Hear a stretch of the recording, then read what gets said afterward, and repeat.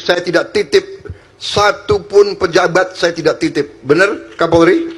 Ya, kalau mantan pengawal saya ada polisi yang dulu ngawal saya, tolonglah. Teman-temanku, baru saja presiden kita mengakui di depan banyak orang, di depan kamera, bahwa dia melakukan pelanggaran yang sangat-sangat fatal, yang dinamakan dengan nepotisme. Nggak cuman presiden, tapi jenderal-jenderal dan menteri-menteri yang ada di situ nitip orang, yang mana itu adalah penyalahgunaan wewenang, mengabaikan merit, dan tidak adil, tidak objektif, tidak transparan. Saya tidak pernah nitip, tapi pengawal saya tolonglah. Waduh, belum tapi pernah. Nitip tapi nggak nitip. Kayak sound TikTok, tahu lo? Bisa tapi mati, bisa tapi mati. Itu sah, boleh dong.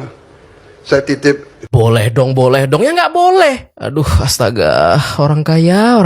Kaya dari lahir, men. Susah nih. Dia kirain semua orang tuh kayak dia gitu, membenarkan kelakuan begini. Dari ratusan ribu aku titip, berapa? 2-3 orang? Jenderal-jenderal, menteri-menteri, kalian juga nitip-nitip kan? Dari puluhan triliun korupsi 2-3 miliar boleh dong. Dari 100 orang di kabinet nitip 20-30 orang boleh dong.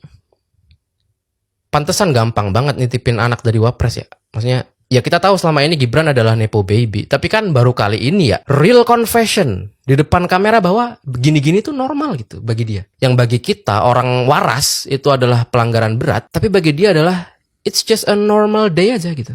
Nggak. Tapi gue happy video ini naik. I'm genuinely happy. Karena kita udah nggak takut lagi bahas begini-gini di depan kamera gitu. Nuduh-nuduh pejabat polisi nitip, presiden nitip gitu. Kalau dulu kan masih takut nih, ITE lah. Sekarang nggak perlu takut lagi teman-teman.